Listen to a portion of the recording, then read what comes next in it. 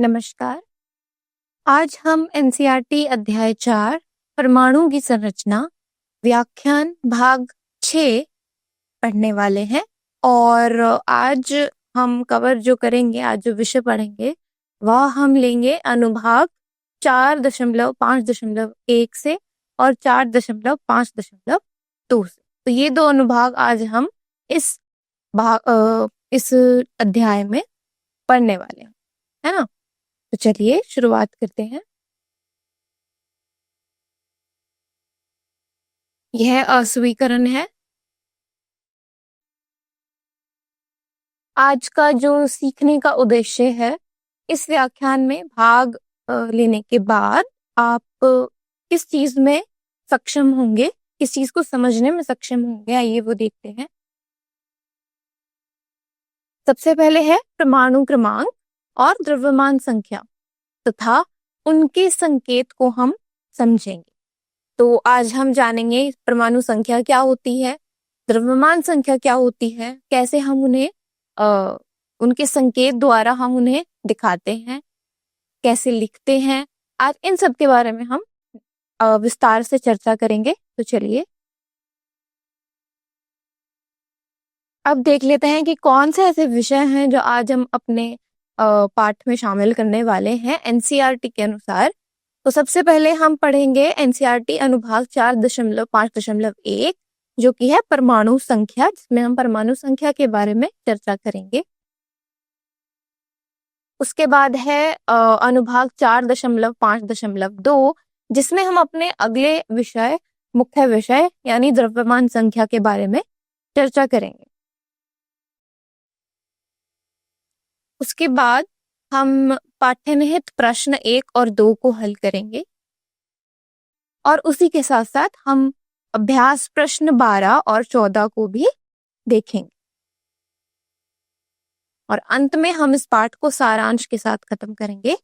तो शुरुआत करते हैं सबसे पहले अपने पहले विषय से। हमारा सबसे पहला विषय है 4.5.1 परमाणु संख्या। तो परमाणु संख्या जिसे हम Z, ये क्या है Z, ठीक है। Z इंग्लिश में आप लिखते होंगे ABCD, है ना, उसमें से जो Z लेटर लिया है, तो यहाँ पर परमाणु संख्या को Z के रूप में दर्शाया जाता है और हम इसकी आज चर्चा करेंगे।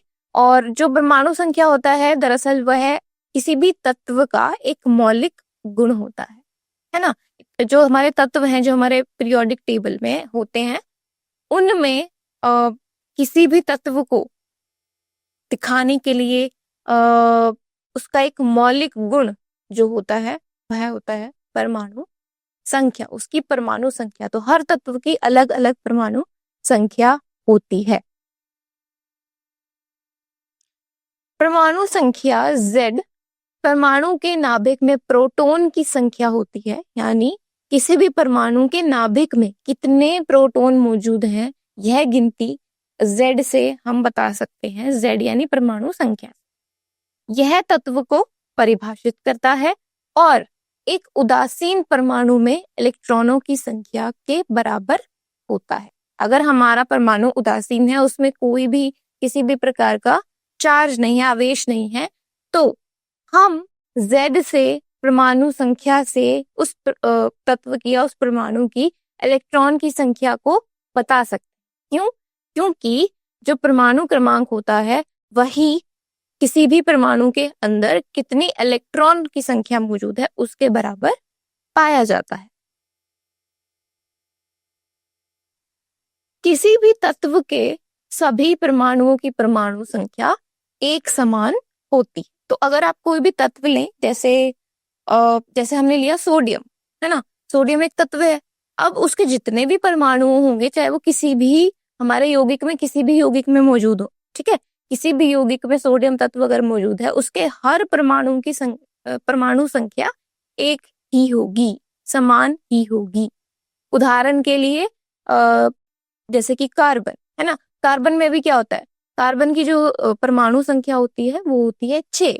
इसका मतलब उसके नाभिक में, उसके परमाणुओं के नाभिक में 6 प्रोटॉन मौजूद हैं और 6 ही इलेक्ट्रॉन हमारे उदासीन कार्बन परमाणु में मौजूद है। परमाणु संख्या प्रोटॉन की संख्या के आधार पर किसी तत्व की पहचान और उसे परिभाषा करने में या परिभाषित करने में मदद करती है ना। तो अगर आपको किसी भी तत्व की परमाणु संख्या पता है तो वह उस तत्व की पहचान कराती है और उसे परिभाषित करती है। यह एक अद्वितीय परमाणु संख्या के आधार पर एक तत्व को दूसरे से अलग करती है, क्योंकि हर तत्व का परमाणु संख्या जैसे कि मैंने कहा कि अलग होती है ना। हर तत्व की परमाणु संख्या अलग होती है और एक तत्व के हर परमाणु की परमाणु संख्या समान होती है। ये बहुत ही अहम और महत्वपूर्ण चीज है आपके लिए याद रखने के लिए और परमाणु संख्या को समझने के लिए। एक तत्व की परमाणु संख्या दूसरे तत्व के परमाणु संख्या से अलग होती है। एक तत्व के सभी परमाणुओं की परमाणु संख्या समान होती है और ये जो परमाणु संख्या है यही एक तत्व को दूसरे से अलग करती है। चलिए अब इन सब चीजों को या परमाणु संख्या को एक उदाहरण से समझते हैं। हाइड्रोजन, हाइड्रोजन जो है उसे H द्वारा निरूपित किया जाता है ना। H मतलब हाइड्रोजन, हमारे रसायन विज्ञान में H यानी हाइड्रोजन। तो जो हाइड्रोजन होता है उसकी परमाणु संख्या यानी Z जो होता है वो बराबर 1 होता है ना।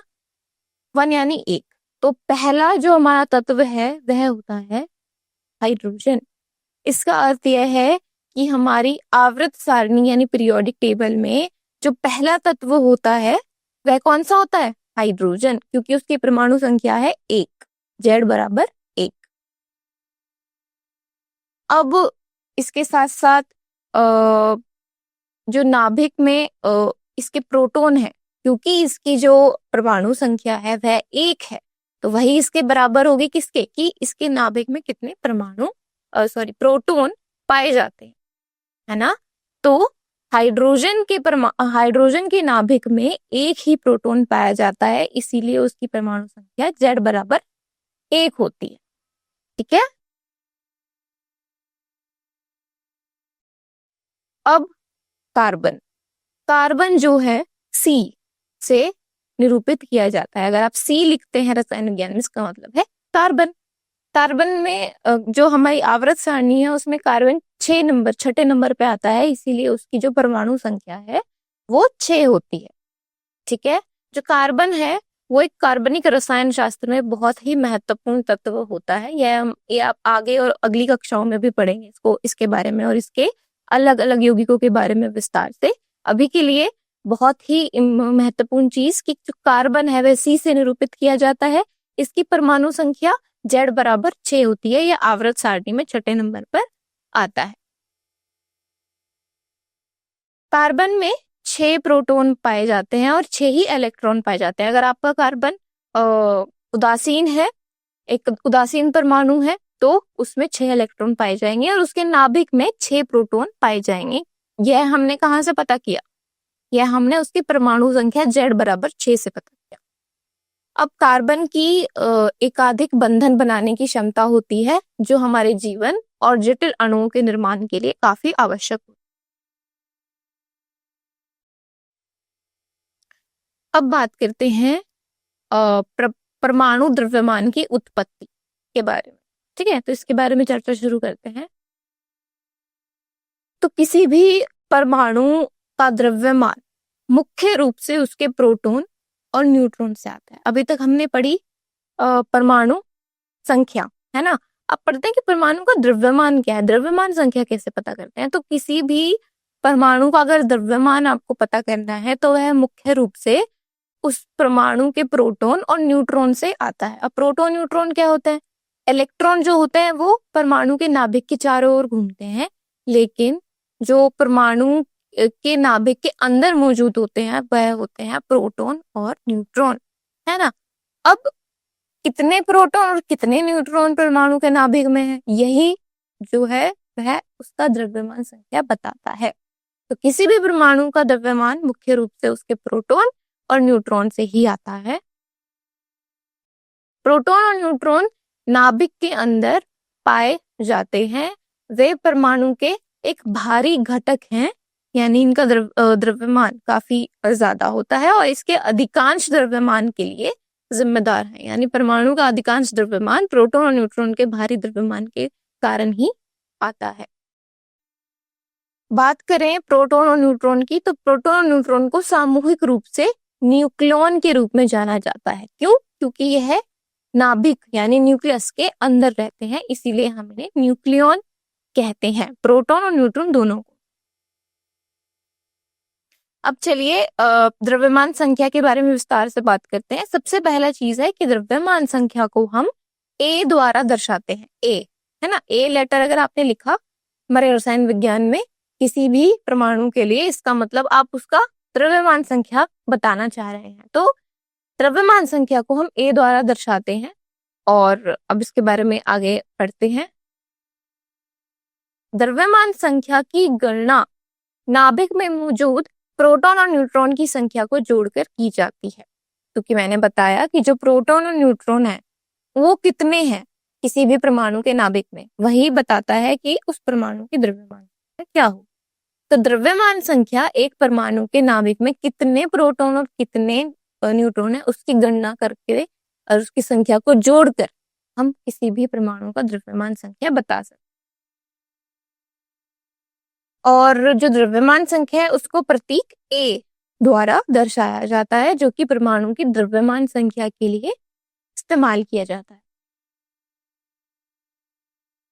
अब चलिए कुछ परमाणुओं और उनकी द्रव्यमान संख्या के उदाहरण देखते हैं और उदाहरण द्वारा हम इसे और विस्तार से समझ। तो सबसे पहले लेते हैं हम कार्बन परमाणु। सबसे पहले हमारे पास जो उदाहरण है वह है एक कार्बन परमाणु।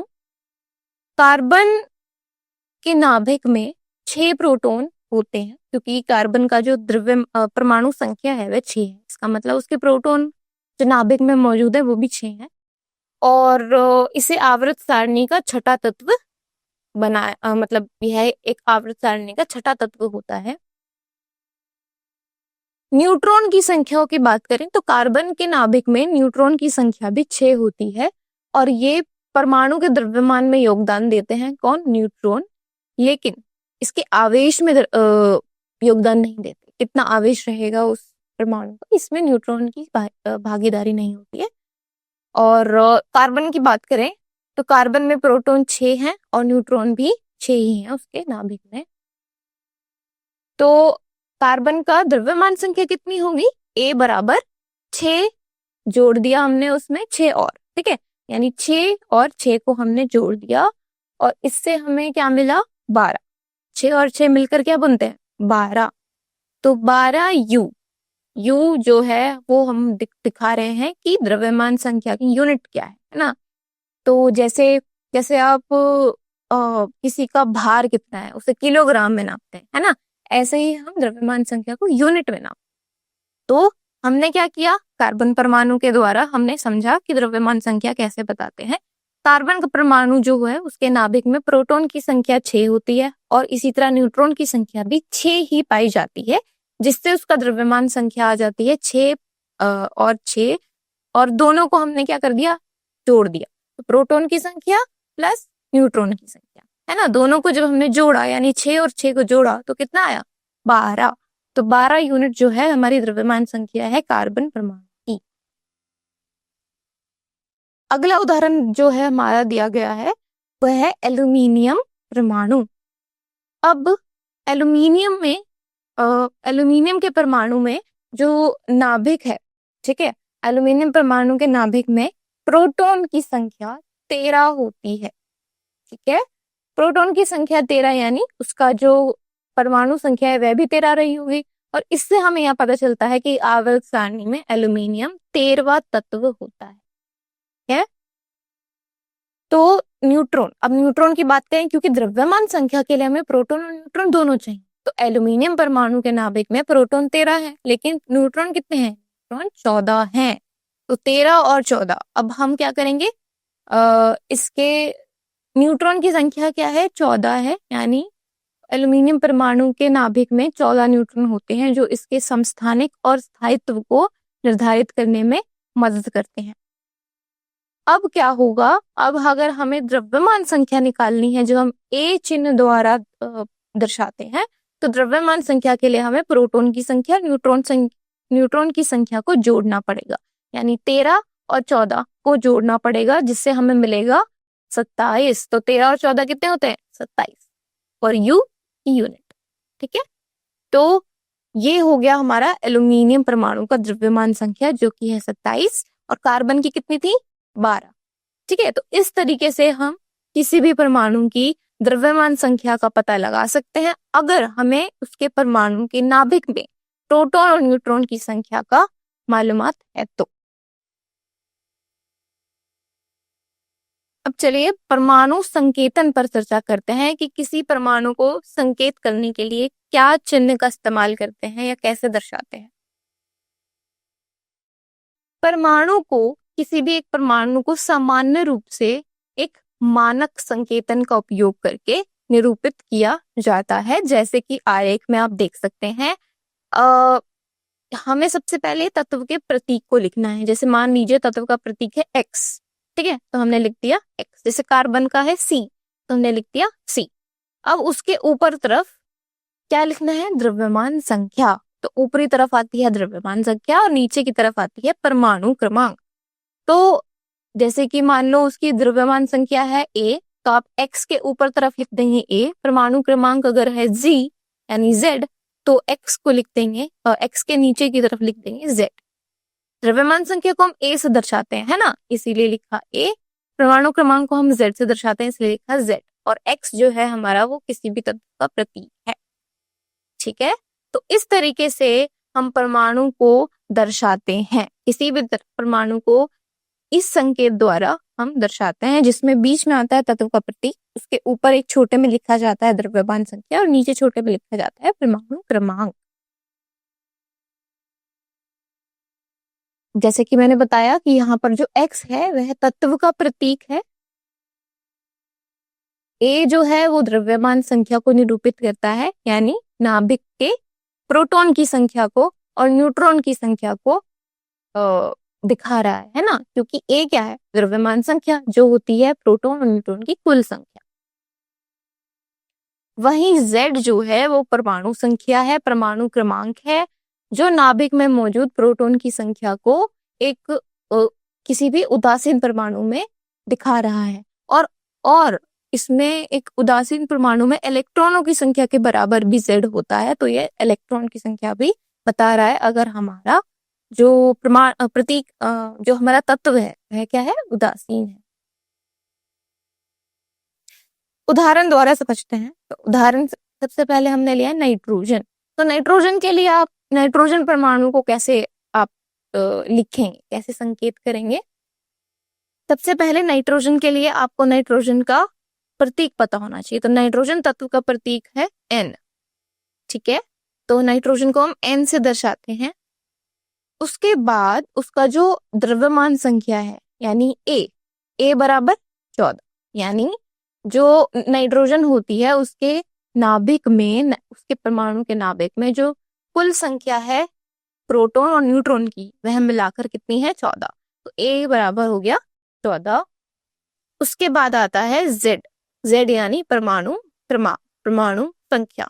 तो Z जो है वो नाइट्रोजन के लिए होता है Z बराबर 7। ठीक है, यानी 7 प्रोटॉन उसके नाभिक में मौजूद होते हैं, 7 ही इलेक्ट्रॉन एक उदासीन नाइट्रोजन में मौजूद होते हैं। तो हमारे पास X भी आ गया, हमारे पास A भी आ गया, हमारे पास Z भी आ गया। अब हम आसानी से नाइट्रोजन तत्व का प्रतीक लिख सकते हैं, है ना। तो इसका जो परमाणु संकेतन होगा नाइट्रोजन का वो होगा N, और ऊपर की तरफ हम लिखेंगे द्रव्यमान संख्या यानी 14, और नीचे की तरफ हम लिखेंगे परमाणु क्रमांक यानी 7। इस तरीके से आप नाइट्रोजन के परमाणु के लिए संकेत कर सकते हैं, और इसी तरह आप किसी भी अलग तत्व के लिए, किसी भी और तत्व के लिए भी संकेत लिख सकते हैं। तो चलिए अब हम एक पाठनिहित प्रश्न 1 को चर्चा करते हैं। इस प्रश्न में पूछा गया है कि यदि किसी परमाणु में इलेक्ट्रॉनों की संख्या 8 है और प्रोटॉन की संख्या भी 8 है, तब हमें बताना है पहली चीज कि परमाणु की परमाणु संख्या क्या है, और दूसरी चीज कि परमाणु पर कितना आवेश है। तो ये दो चीजें हमें बतानी है, हमें इलेक्ट्रॉनों की संख्या, प्रोटॉनों की संख्या दी गई है। तो इसी से जुड़ा हुआ हमने अभी अभी पढ़ा है सब कुछ, है ना, जो भी विषय हमने पढ़े हैं, तो आप इसे आसानी से हल कर सकते हैं। चलिए इसके हल पर चर्चा करते हैं। तो सबसे पहले जो प्रश्न का पहला भाग है उससे शुरू करते हैं, जिसमें हमें परमाणु की परमाणु संख्या को बताना है ना। तो हमें परमाणु के इलेक्ट्रॉन दिए गए हैं, प्रोटॉन दिए गए, हमें उस परमाणु की परमाणु संख्या को ज्ञात करना है। परमाणु, किसी भी परमाणु के लिए परमाणु संख्या के प्रोटॉन की संख्या के बराबर होती है, यानी उस परमाणु के नाभिक में कितनी प्रोटॉन की संख्या है वही उसकी परमाणु संख्या के बराबर होती है। तो हमें दिया गया है प्रश्न में पहले से ही कि जो प्रोटॉन की संख्या है परमाणु में वह कितनी है, 8, है ना। प्रोटॉन की संख्या बराबर 8। इससे हमें क्या पता चला, इससे हमें ये पता चला कि जो परमाणु संख्या है वह भी बराबर 8 ही होगी, यानी जिस परमाणु की बात हमारे प्रश्न में हो रही है उसकी परमाणु संख्या है 8। हल जारी रखते हुए अब इसका दूसरे भाग की तरफ चलते हैं।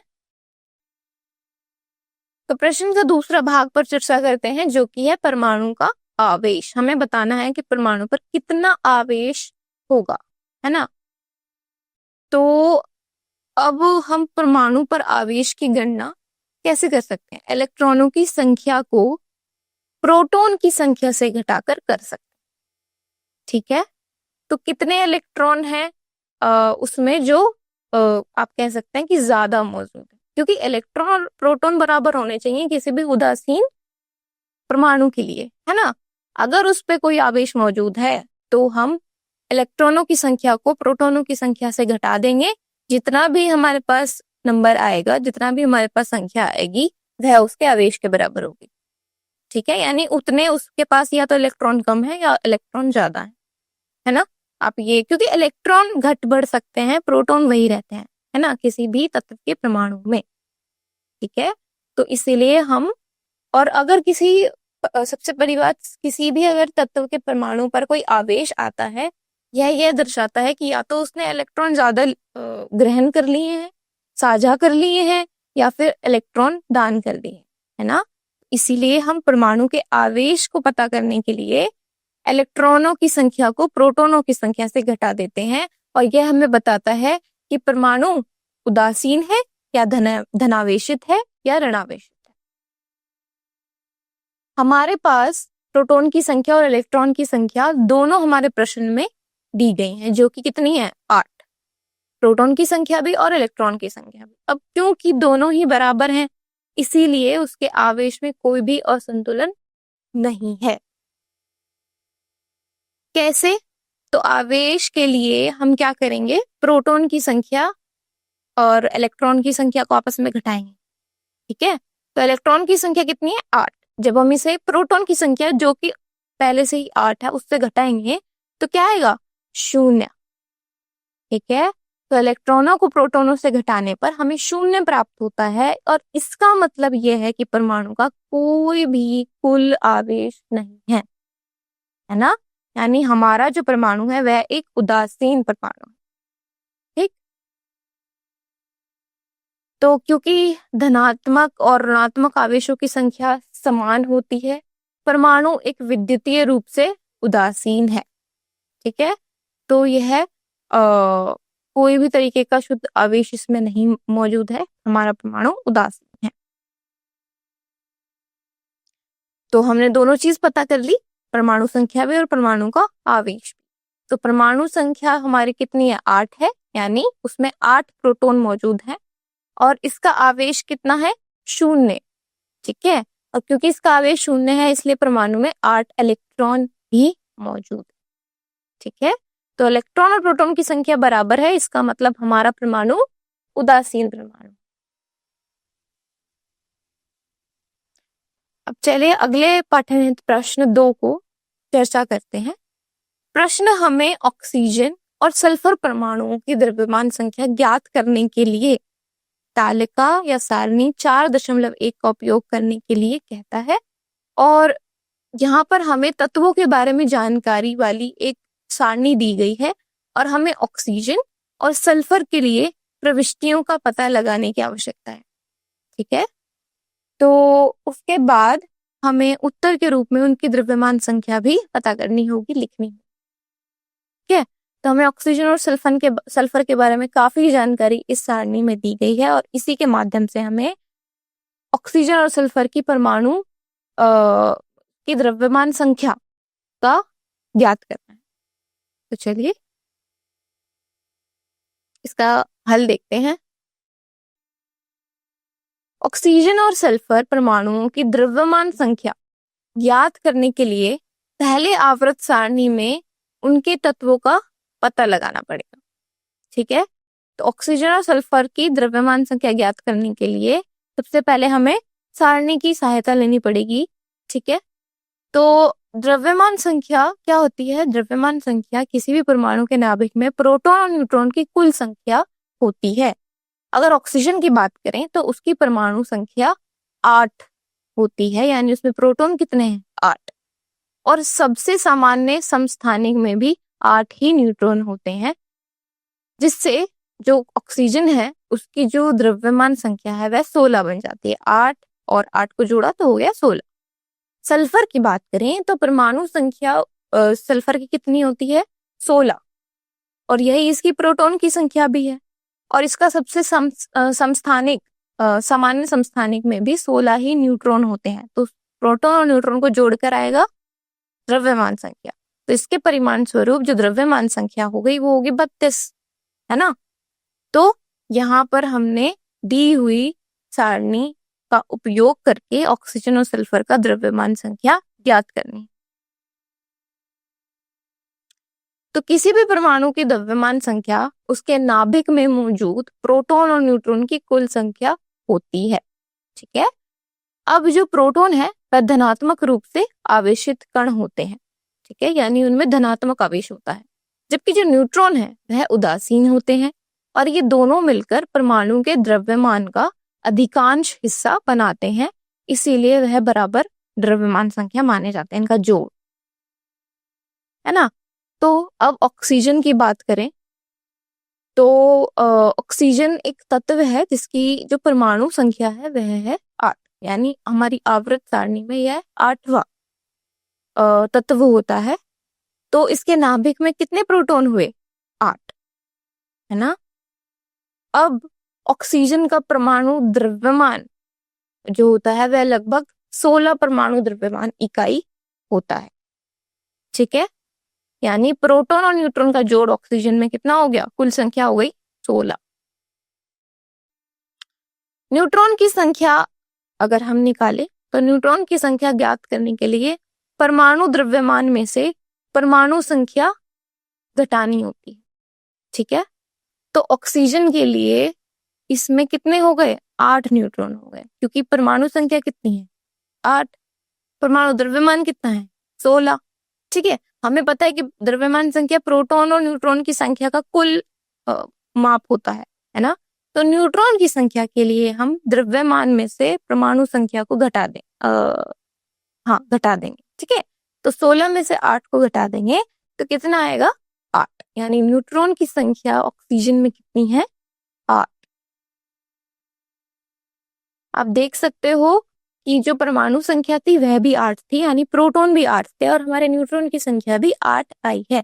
तो प्रोटॉन और न्यूट्रॉन की संख्या अब हम जोड़ देंगे और जो हमें मिलेगा वो होगी द्रव्यमान संख्या ऑक्सीजन की। तो ऑक्सीजन की द्रव्यमान संख्या कितनी होगी?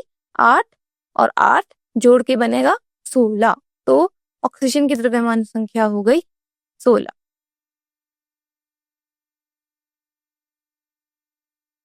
अब बात करते हैं सल्फर के बारे में।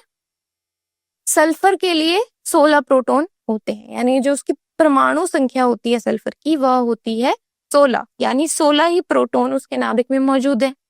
ठीक है, अब जो उसका सल्फर का परमाणु द्रव्यमान लगभग 32 परमाणु द्रव्यमान इकाई होता है। हम यहाँ पर भी यही चीज करेंगे जो हमने पहले की। न्यूट्रॉन की संख्या को निकालने के लिए हम परमाणु संख्या को द्रव्यमान संख्या से घटा देंगे, यानी 32 में से 16 को घटा देंगे, जिससे आएगा 16। ठीक है, तो हमारी न्यूट्रॉन की संख्या कितनी आ गई? 16। यह हमने किस फॉर्मूले को इस्तेमाल करके किया? हमें पता है कि द्रव्यमान संख्या न्यूट्रॉन संख्या और प्रोटॉन संख्या का कुल जोड़ होता है, और हमें परमाणु संख्या पता है, यानी प्रोटॉन संख्या पता है, हमें परमाणु द्रव्यमान पता है। तो न्यूट्रॉन की संख्या कितनी होगी? द्रव्यमान से हम परमाणु संख्या यानी प्रोटॉन की संख्या को घटा देंगे, जिससे हमें न्यूट्रॉन की संख्या मिल जाएगी। और सल्फर के लिए न्यूट्रॉन की संख्या आ गई है 16।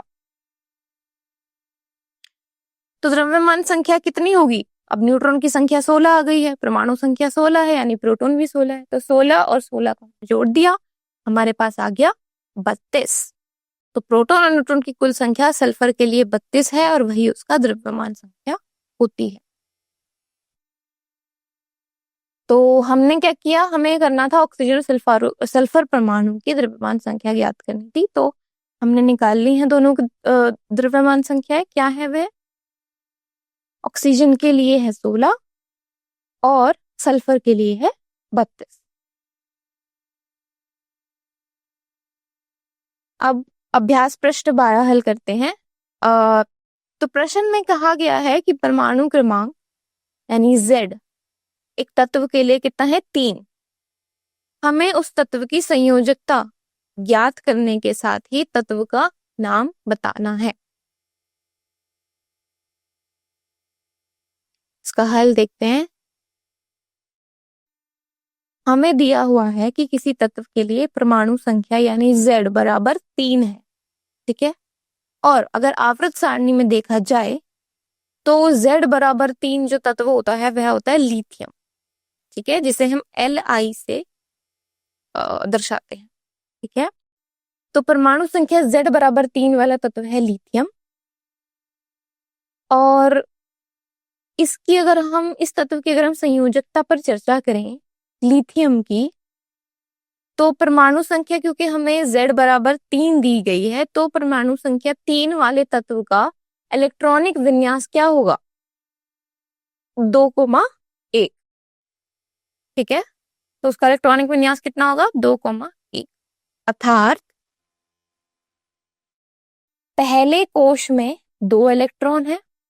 ठीक है, लिथियम के लिए पहले कोश में 2 इलेक्ट्रॉन है, जिससे उसका पहला कोश पूरी तरह से भरा है, जो इसकी अधिकतम क्षमता होती है ना। पहले कोश में अधिकतम 2 ही इलेक्ट्रॉन आ सकते हैं, और लिथियम के लिए 2 इलेक्ट्रॉन पहले कोश में भरे हुए हैं पूरे। दूसरे या सबसे बाहरी कोश की बात करें तो उसमें है 1 इलेक्ट्रॉन। ठीक है, अब दूसरे कोश में सबसे अधिकतम जो इलेक्ट्रॉन की संख्या आ सकती है वह होती है 8, लेकिन इसमें केवल 1 है। ठीक है, जिससे यह अस्थिर हो जाता है और प्रतिक्रियाशील बन जाता है या अभिक्रियाशील बन जाता है। कौन? हमारा तत्व लिथियम। अब स्थिर इलेक्ट्रॉनिक विन्यास यानी परमाणु क्या करेगा? अपने जो बाहरी कोश है उसको पूर्ण प्राप्त करने के लिए, अब देखो उसके पहली कक्षा में है या पहले कोश में है 2 इलेक्ट्रॉन, दूसरे और बाहरी कोश में 1 इलेक्ट्रॉन। अब उसे 8 चाहिए दूसरे कोश में, अगर उसे स्थायी होना है तो। ठीक है, स्थिर होना है तो। अब वो क्या करेगा? उस 1 इलेक्ट्रॉन को जो उसके दूसरी कोश या सबसे बाहरी कोश में उसे छोड़ देगा, तो जाने देगा, दान कर देगा, जिससे जो उसकी पहला कोश है वही उसकी सबसे बाहरी कोश बन जाएगी, और जो पूरी भरी हुई होगी यानी 2 अपनी अधिकतम क्षमता के साथ। तो जो हमारा परमाणु है वह पूर्ण बाहरी कोश प्राप्त करके स्थायी होने की प्रवृत्ति रखता है, जैसे कि हीलियम। ठीक है, हीलियम जैसी अक्रिय गैसें। हीलियम का क्या होता है? परमाणु संख्या 2, यानी उसके पहले कोश में ही 2 इलेक्ट्रॉन आ जाते हैं, और पहला कोश ही उसका सबसे बाहरी कोश है, और वह एक स्थिर परमाणु बन जाता है। ठीक है, लिथियम में क्या है? लिथियम में उसके दूसरा कोश जो है वह उसकी सबसे बाहरी कोश है, जिसमें 1 इलेक्ट्रॉन मौजूद है, जो उसे अस्थिर बनाती है। अब स्थिर इलेक्ट्रॉन विन्यास प्राप्त करने के लिए हीलियम की तरह लिथियम क्या करेगा? लिथियम स्थायी होने के लिए अपना एकल बाहरी इलेक्ट्रॉन दान दे देगा, जिससे वह एक धनात्मक आयन बन जाएगा, जिससे लिथियम के ऊपर एक धनात्मक आवेश आ जाएगा। ठीक है, क्योंकि उसने एक इलेक्ट्रॉन दान कर दिया, खो दिया। इसीलिए लिथियम की जो संयोजकता है वह कितनी है? 1। तो संयोजकता किसी भी परमाणु द्वारा स्थायी होने के लिए उसके खोए गए, प्राप्त किए गए या फिर साझा किए गए इलेक्ट्रॉनों की संख्या होती है। अब लिथियम की बात करें, लिथियम में एक इलेक्ट्रॉन है जो उसके बाहरी कोश में है, जिसे वह आसानी से खो सकता है और स्थिर हो सकता है। तो लिथियम एक इलेक्ट्रॉन खो देता है और इसीलिए उसकी संयोजकता 1 होती है। ठीक है, तो हमारा तत्व का नाम क्या हो गया? लिथियम, और उसकी संयोजकता कितनी हो गई? 1। अगले प्रश्न पर ध्यान केंद्रित करते हैं। प्रश्न हमें यह निर्धारित करने के लिए कहता है कि क्या प्रत्येक दिया गया कथन सत्य यानी टी है या असत्य यानी एफ है। टी फॉर टी हो गया हमारा ट्रू यानी सत्य, एफ हो गया हमारा असत्य यानी फॉल्स। हमें एक परमाणु की संरचना से संबंधित 4 कथन दिए गए हैं। क्या कथन है? पहला है कि जे थॉमसन ने प्रस्तावित किया कि परमाणु के नाभिक में केवल न्यूक्लियॉन होते हैं। दूसरा कथन है एक न्यूट्रॉन, एक इलेक्ट्रॉन और एक प्रोटॉन के संयोजन से बनता है। ठीक है, अतः यह उदासीन होता है। ठीक है, यानी दूसरा कथन कह रहा है कि एक न्यूट्रॉन, एक इलेक्ट्रॉन और एक प्रोटॉन के संयोजन से बनता है, इसलिए यह उदासीन होता है। तीसरा कथन कह रहा है कि एक इलेक्ट्रॉन का द्रव्यमान लगभग 1/2000 गुना प्रोटॉन के द्रव्यमान के बराबर होता है। और आखिरी जो हमारा कथन है वह कह रहा है कि आयोडीन का एक समस्थानिक टिंचर आयोडीन बनाने के काम में लिया जाता है, जिसका उपयोग दवा के रूप में किया जाता है। तो हमें इन सभी कथनों के लिए बताना है कि यह सत्य है या असत्य है। तो चलिए इसके हल पर चर्चा करते हैं हर कथन के साथ। तो पहला कथन है कि जे थॉमसन ने प्रस्ताव दिया था कि परमाणु के नाभिक में केवल न्यूक्लियॉन होते हैं। ठीक है, तो ये जो जे थॉमसन का प्रस्ताव था, क्या था ये? क्या ये गलत था? क्या ये सही था? ठीक है, दिया गया है कि यह असत्य था, यानी एफ, यानी ये असत्य है। अब समझते हैं ये जो कथन दिया है वह गलत क्यों है। जे थॉमसन ने प्लम पुडिंग मॉडल प्रस्तावित किया था। ठीक है, यानी जे थॉमसन ने एक मॉडल दिया था एक परमाणु को समझाने के लिए, परमाणु के आकार को समझने के लिए। इसका नाम होता है प्लम पुडिंग मॉडल। ठीक है, जे थॉमसन ने प्लम पुडिंग मॉडल का परिचय दिया था। इस मॉडल में इलेक्ट्रॉनों को एक धनात्मक रूप से आवेशित गोले में एम्बेडेड किया गया था, यानी एक आपके पास धनावेशित आप कह सकते हो धनात्मक आवेशित गोला है। ठीक है, जिसके अंदर जो इलेक्ट्रॉन है वो एम्बेडेड है, यानी अंतः स्थापित है। ठीक है, जो जे थॉमसन ने मॉडल दिया था उसके अनुसार मैं बता रही हूँ कि उसके जे थॉमसन के मॉडल में यह माना गया था कि जो इलेक्ट्रॉन है वह एक धनावेशित गोले में इलेक्ट्रॉन क्या है? अंत स्थापित है। ठीक है, केंद्र में प्रोटॉन और न्यूट्रॉन को शामिल करने वाले विचार के बारे में बाद में कोई मॉडल आया था या एक मॉडल आया था जिसके द्वारा इसकी बात हुई। ठीक है, रदरफोर्ड के चांदी के धागे परीक्षण और आगे के खोज के माध्यम से हमने यह जाना था कि जो केंद्रक है या जो नाभिक है उसमें प्रोटॉन और न्यूट्रॉन शामिल होते हैं। लेकिन जे थॉमसन द्वारा हमने यह नहीं जाना था, क्योंकि जे थॉमसन ने जो मॉडल दिया था उसका नाम था प्लम पुडिंग। नाम भी इसी आधार पर केंद्रित था, यानी जैसे कि प्लम पुडिंग, यानी जैसे कि एक धनावेशित गोला है और उसके अंदर इलेक्ट्रॉन क्या है? धसे हुए हैं, अंतः स्थापित हैं, जैसे कि प्लम पुडिंग में होता है।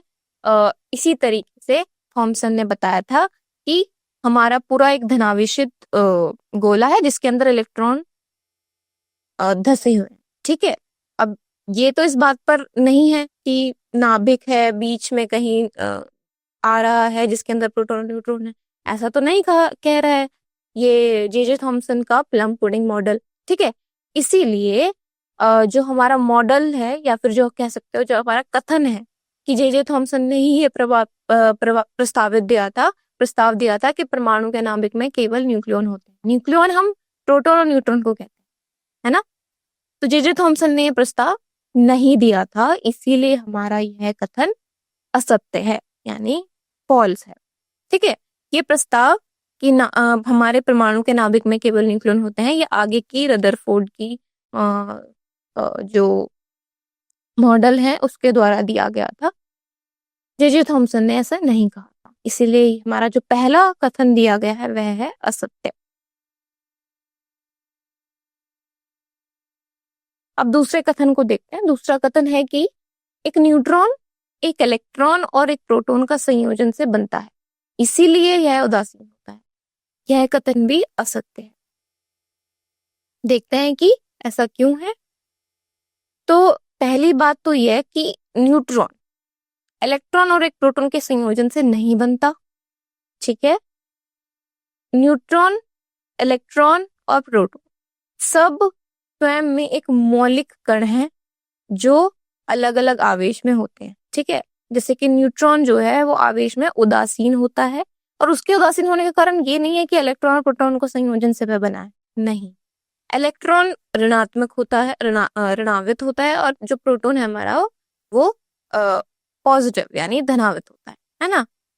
तो जो न्यूट्रॉन है वह किसी भी प्रकार के इलेक्ट्रॉन या प्रोटॉन के संयोजन से नहीं बनता। वह यह जो है स्वयं में एक मौलिक कण है, इसीलिए यह आवेश में उदासीन भी है। तो जो हमारा कथन है कि न्यूट्रॉन जो है वो इलेक्ट्रॉन प्रोटॉन के साथ जुड़ने से बनता है, यह केवल असत्य कथन है, एकदम असत्य है, फॉल्स है।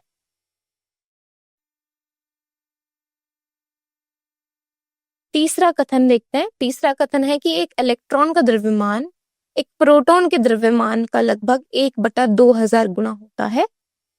यह कथन सत्य है, यानी ट्रू है।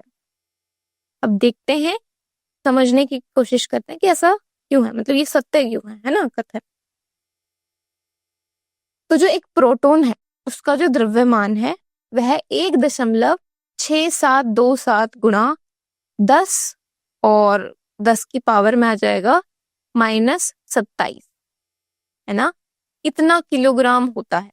तो ये जो दी गई संख्या है, इतना किलोग्राम एक प्रोटॉन का द्रव्यमान होता है। ठीक है, यानी इतना वजन एक प्रोटॉन रखता है, इतना उसका द्रव्यमान होता है, किलोग्राम में हमने बोला। इलेक्ट्रॉनों की बात करें तो एक इलेक्ट्रॉन का द्रव्यमान 9.11 गुणा 10 और पावर में आएगा -31, इतना किलोग्राम होता है। ठीक है, तो हमें पता चल गया इलेक्ट्रॉन का वजन, द्रव्यमान और इलेक्ट्रॉन का द्रव्यमान, प्रोटॉन और इलेक्ट्रॉन का द्रव्यमान हमें दिया गया। इसीलिए एक इलेक्ट्रॉन का द्रव्यमान एक प्रोटॉन के द्रव्यमान का लगभग 1/2000 गुना होता है। अगर आप दोनों को आपस में देखेंगे, आपस में तुलना करेंगे, तो एक इलेक्ट्रॉन का द्रव्यमान एक प्रोटॉन के द्रव्यमान का लगभग 1/2000 गुना होता है। और इसीलिए जो हमारा ये तीसरा कथन है, ये क्या है, सत्य है, यानी ट्रू है। अब हम अपने आखिरी यानी चौथे कथन को देखते हैं, जो दिया गया है कि आयोडीन का एक समस्थानिक टिंक्चर आयोडीन बनाने के लिए उपयोग किया जाता है, जिसका उपयोग दवा के रूप में किया जाता है। क्या ये कथन सही है?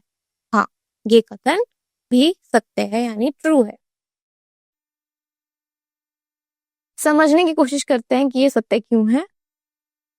तो आयोडीन का टिंक्चर जो होता है वह आयोडीन समस्थानिकों का उपयोग करके बनाया जाता है, यह एकदम सही है। और टिंक्चर आयोडीन एक एंटीसेप्टिक के रूप में व्यापक रूप से उपयोग किया जाता है, एंटीसेप्टिक दवा के रूप में। जैसे कि अगर आपको कोई कट है या फिर कोई चोट लग गई है, तो वहां के जो कीटाणु हैं उनको मारकर जो आयोडीन टिंक्चर है उसके वह संक्रमण को रोकने में मदद करता है, इसीलिए इसे एंटीसेप्टिक दवा के रूप में इस्तेमाल किया जाता है। यानी जो हमारा कथन है वह एकदम सत्य है।